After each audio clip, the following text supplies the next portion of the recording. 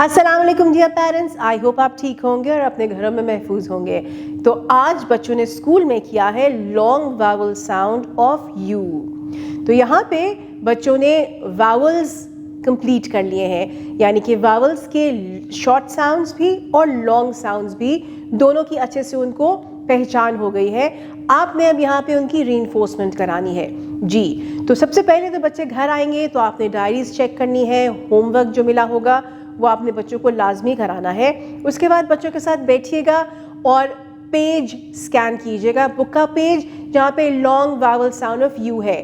बच्चों के साथ वीडियो देखिएगा, उस वीडियो से आपको आइडिया मिलेगा कि बच्चों के साथ आपने फ्लैश कार्ड्स और बोर्ड की मदद से, जो कि बोर्ड आपके पास नहीं होगा, कॉपी की मदद से आप बच्चों की रीइंफोर्समेंट करा सकते हैं। उसके साथ साथ जब आपने उनकी रीइंफोर्समेंट करा लेंगे तो फिर आपने फोकस करना है आज की लेटर की तरफ, जो कि लॉन्ग वावल साउंड यू है, उसकी फोकस कीजिएगा और आपको वीडियो सही तरह से बताएगी कि आपने पढ़ाना किस तरह से है।